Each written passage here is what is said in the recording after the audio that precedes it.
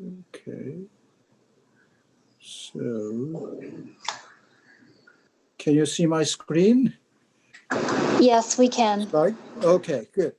So in the next 25 minutes, let me talk about airway abnormalities in patients with cardiovascular diseases.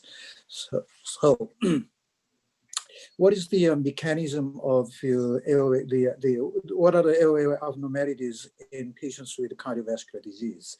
The first thing is that if your heart is enlarged or displaced posteriorly or left or right, and then that can compress the airway, either trachea or bronchi.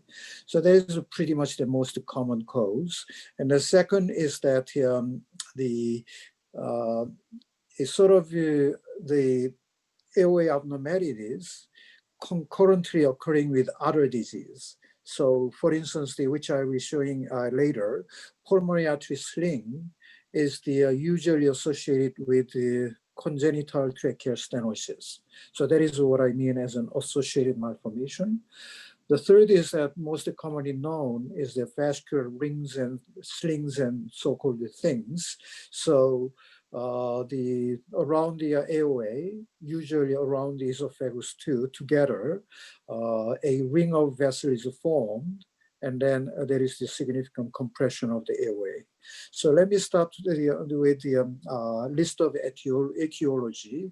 The first category is so-called aortic arch anomalies. Definition of aortic arch anomalies, this entity does not include coarctation of aorta, interruption of aortic arch, etc. So what is known as aortic arch anomaly is that abnormal position or branching pattern of the aortic arch. That is called aortic arch anomalies.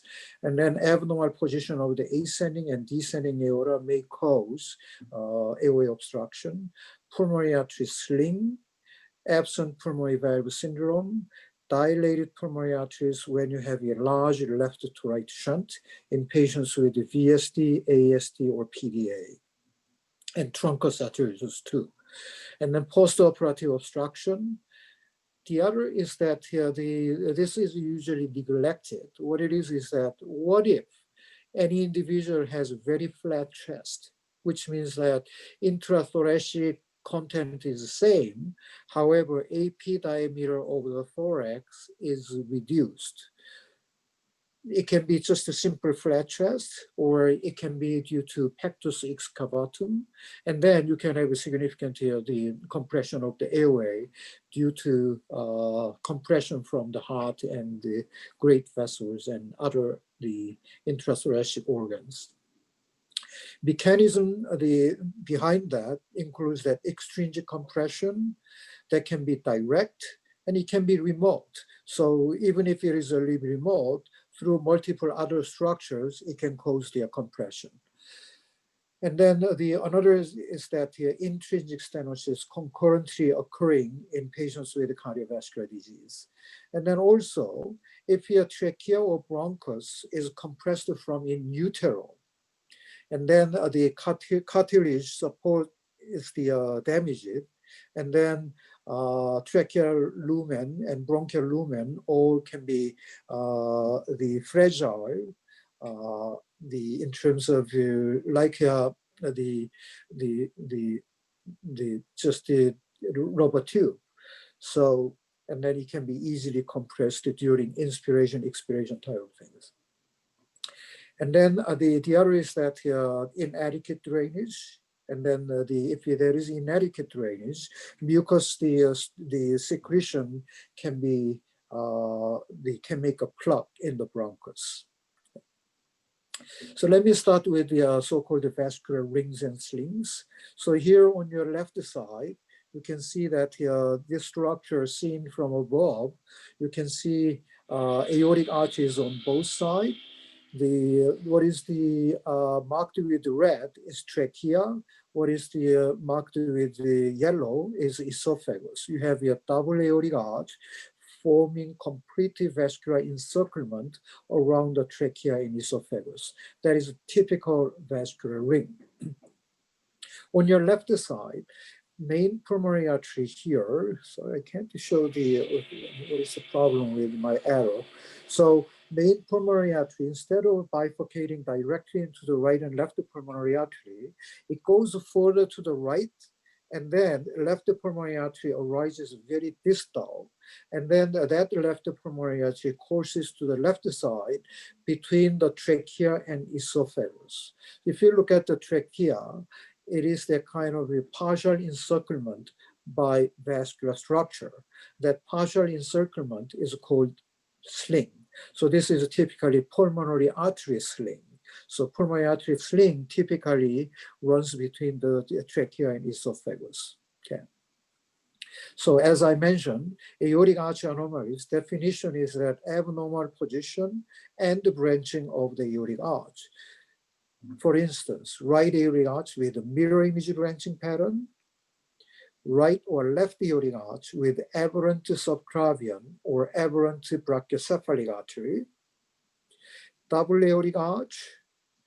Sometimes aortic arch reaches the level of clavicle and even higher. That is called the cervical aortic arch. As you can see, upper thorax and then lower neck, you don't have a lot of space.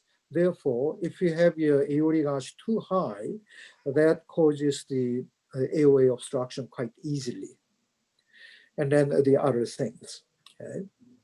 So clinical significance of aortic arch anomalies, first of all, airway obstruction, as we discussed, it can be direct compression, it can be from utero, weakness of trachea and the bronchial really structure, so tracheomalacia and bronchomalacia, and then as an associated congenital stenosis. The second is that even if the airway is not completely obstructed, the patient can have frequent infection because that usually vascular ring also encircles the esophagus. So the vascular rings encircle the esophagus, you can have swallowing problems. Okay. And then the vascular ring is often associated with the so-called diverticulum of Commereux. And then that can eventually calcify, and there are cases reported rupturing late in life. Other important here, the category is that association with chromosome abnormalities and association with cardiovascular abnormalities. Diagnostic tools we can use, of course, the chest X-ray is the simple thing to start with. And let's say about 20 years ago, esophagography was regarded as the first level standard procedure to do. And then the echocardiography can be done, and CT, MR, and then conventional angiography. Multiple imaging modalities can be used. Then chest radiography, I would say, continuously will be used. But however, now esophagography and conventional angiography almost never used. Okay. So ultrasound, you can talk about it, but the problem is that ultrasound does not show the airway actually. And then the surgeon is not comfortable in talking about airway without seeing CT or MR images. So CT and MR, CT uses radiation while MRI does not use radiation. So therefore, to avoid radiation, you may think that the MRI is better, not necessarily. Now, unfortunately, sick kids still have more than 10 years outdated CT scan. But however, we're going to soon have a new CT scanner. And then modern CT scanner, radiation dose is very, very, very little.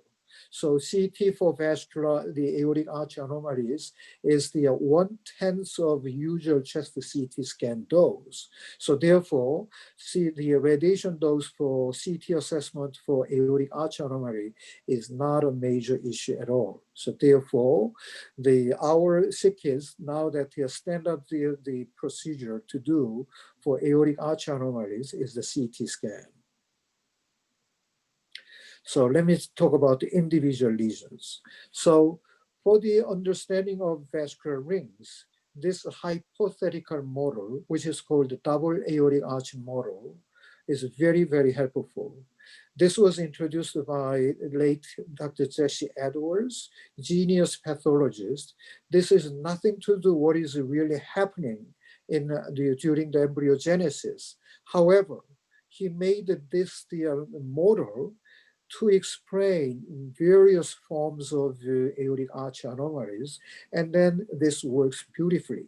Okay, so what it is that the aorta bifurcates in the theoretically right and left aortic arch joined together in the dorsal aorta back there, and then right aortic arch has two branches, right common carotid and right subclavian. Left aortic arch has two branches, left common carotid and left subclavian artery. And then both aortic arch connects to the pulmonary artery through the ductus arteriosus. Here, so there is a little bit of a difference here. So what it is, so the ductus arteriosus in fetal life is a very important structure. That is a major pathway of blood flow from the pulmonary artery to the descending aorta during fetal life. And ductal arch is usually larger than the aortic arch in fetus. Okay? Ductus arteriosus is needed just for fetal circulation. Therefore, it needs to constrict after birth. When you have your oxygen tension in the aorta is increased, and then that reduces the prostaglandin and prostacyclin level immediately after birth. Okay, so that is how ductus arteriosus is the constricting. For understanding of the aortic arch anomalies, this drawing should be modified significantly. How? Ductus arteriosus is large during fetal life. Therefore, to understand that, you need to make the modified drawing like this. The ventral aorta go to the right aortic arch, left aortic arch, and join together in the dorsal aorta. And then between the right aortic arch, left aortic arch, RP and LPA, there are patent ductus arteriosus on both sides. As I mentioned, ductus arteriosus during fetal life is larger than the aorta during fetal life. Okay, what is the normal the situation? Okay, so when you talk about the aortic arch development, we need to think about which segment of the diagonal aortic arch model disappears, which side arterial duct persists, and then which side is the proximal descending aorta located.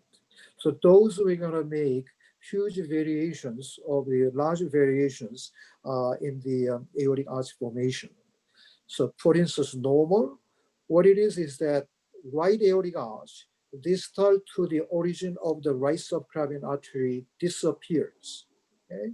And then only aortic arch remaining is left aortic arch. Then, as you can see, the ascending aorta goes, and the first branch is the common branch for right common carotid and right subclavian artery.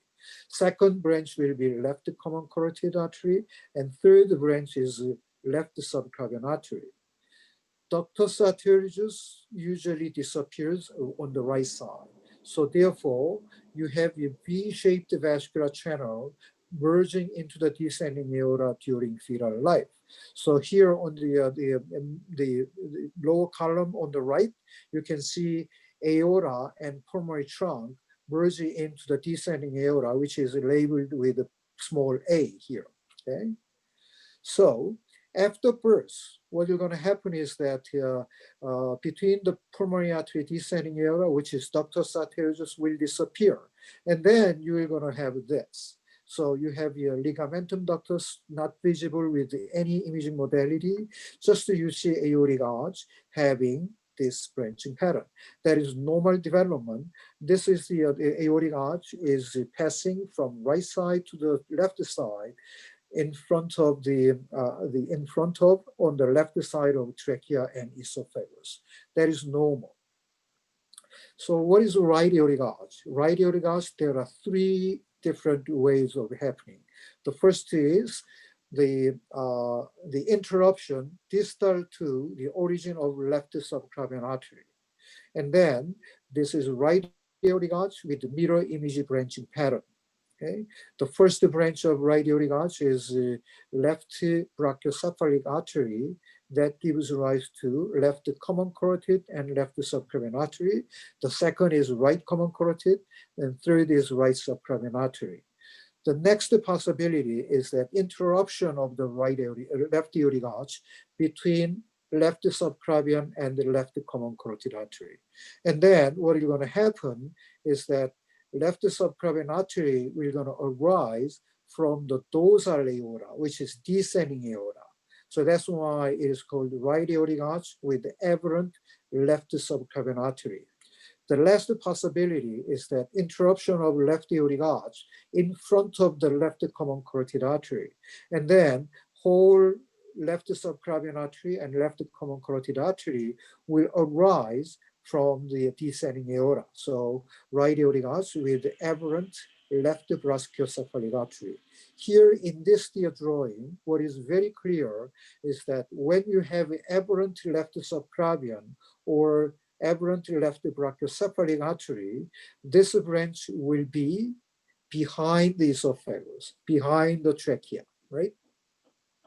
So therefore, that is called retroesophageal aberrant left subclavian, retroesophageal aberrant left brachiocephalic arteries. Okay. So let me start with the right aortic arch with the mirror image branching pattern. So right aortic arch with the mirror image branching pattern, it does not form any vascular ring or sling. Therefore, it does not cause any significant airway problem. However, the issue is that it is usually associated with the cyanotic congenital heart disease. You might have heard tetralogy of Fallot is associated with right aortic arch with mirror image branching pattern in approximately 25 to 30% of the cases, and truncus arteriosus too.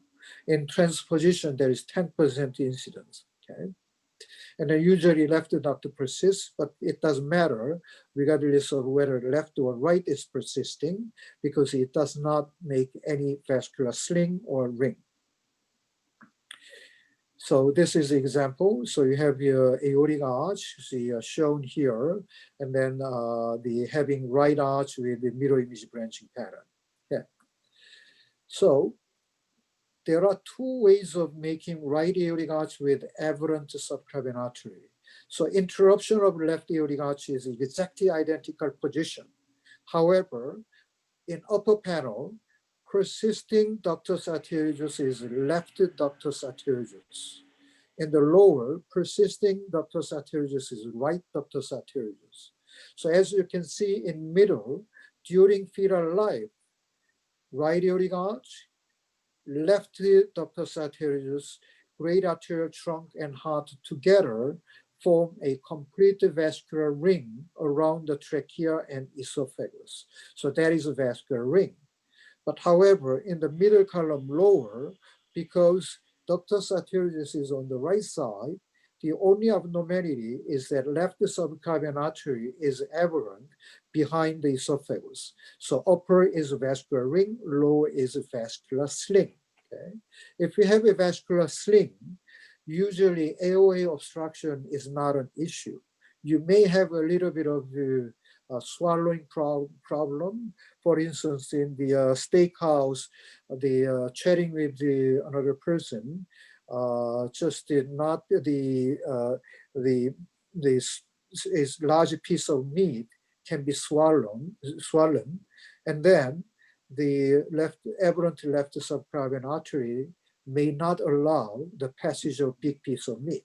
Okay, but that is not really very common occurrence. But anyway, the upper, very similar to the anatomy, because the left ductus arteriosus is the present, and then forming vascular ring, lower only vascular sling. So there is a middle column is the fetal circulation. After birth, ductus arteriosus will gonna close, right? And then can you see from the descending aorta, there is the diverticular out pouch. I named it as the diverticulum of Commerell. Okay, so what it is, the reason why that happened is that in fetal life, there was a large amount of blood flowing through that to go to the descending aorta.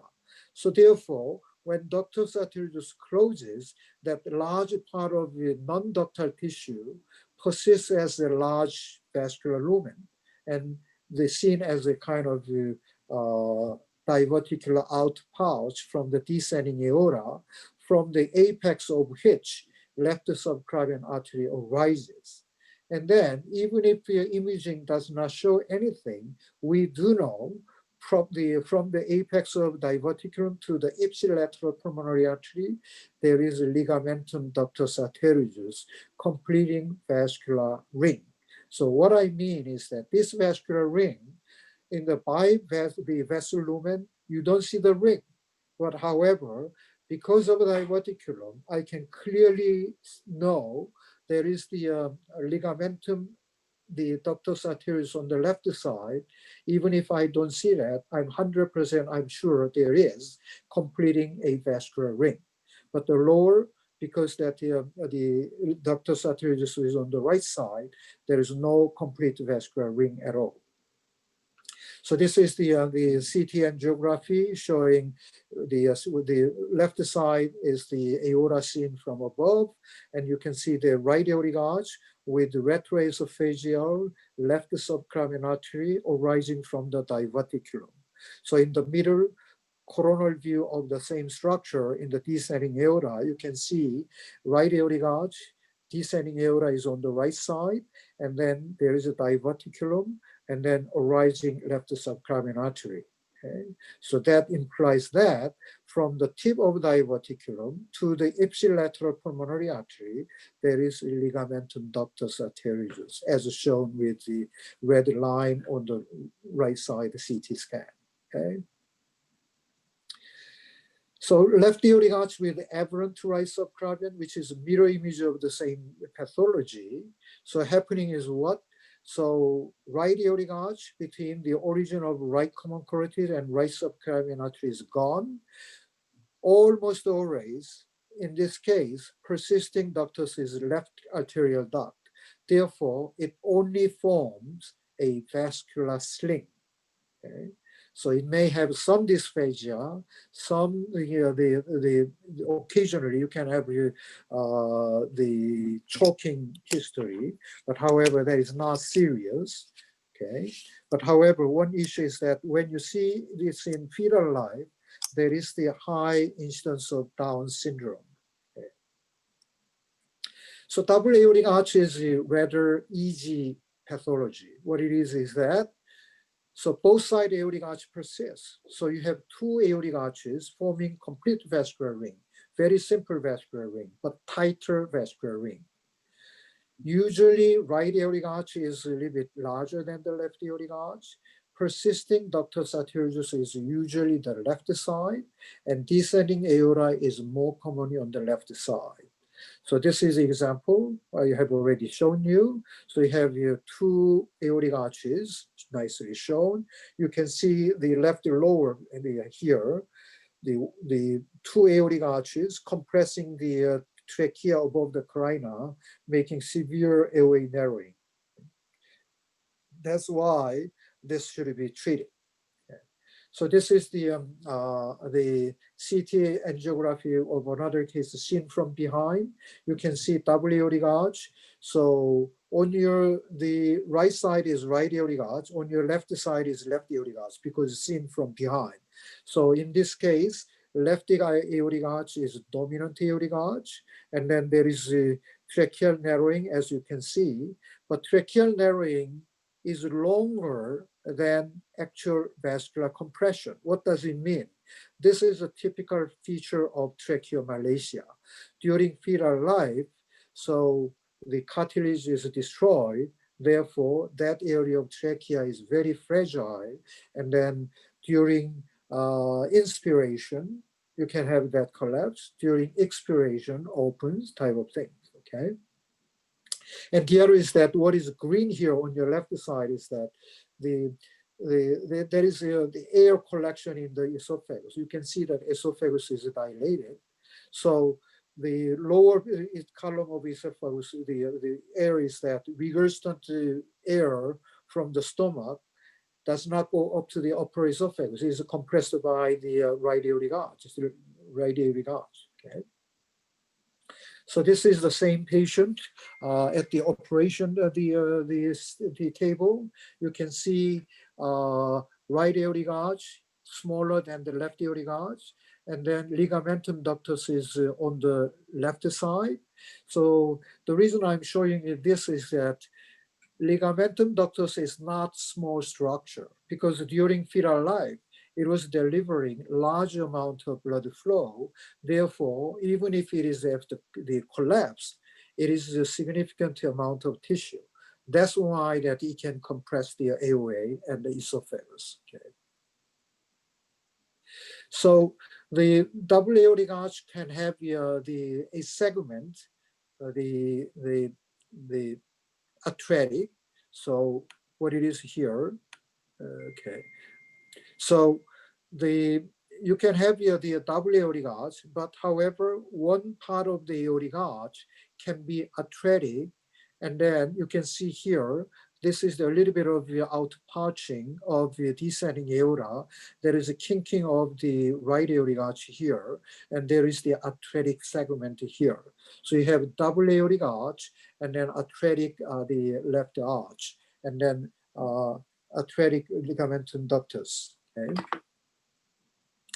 So the going back, so double aortic arch. So we always think about which segment of double aortic arch model disappears, which side arterial duct persists, and which side is the proximal descending aorta located. I find that I have used about 25 minutes already. So let me go to a little bit of the concluding the slide. So I haven't shown that the other things, but let me summarize in this way. Most aortic arch anomalies can be understood using the hypothetical aortic arch model introduced by Dr. Jesse Edwards.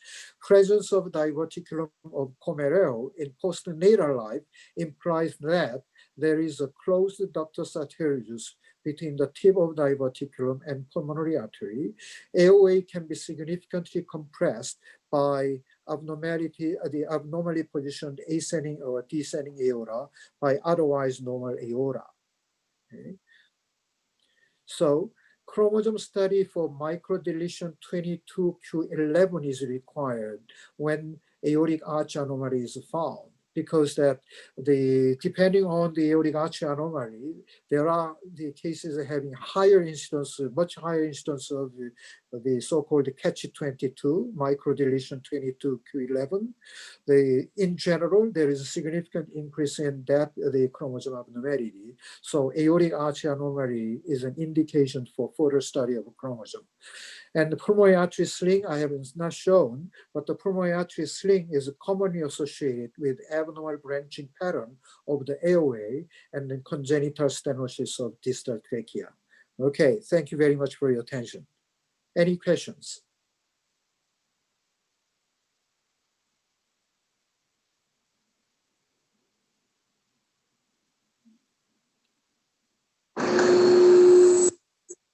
Thank you, Doctor. Okay, so actually at the end that I'm afraid of whether they just I talk to myself only. Okay, I now hear that microphone was okay. I hope that the video delivery was okay too.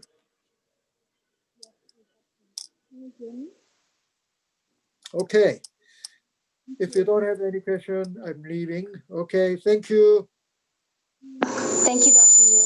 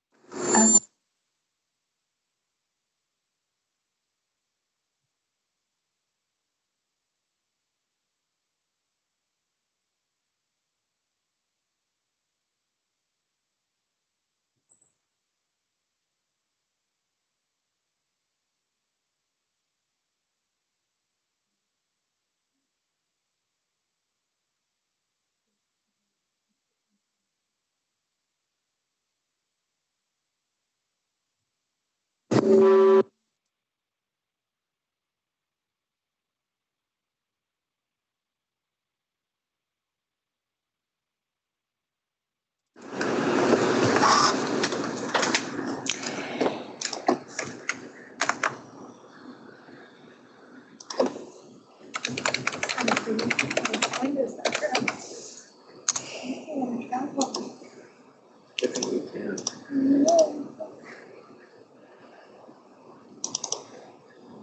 me just bring yours up.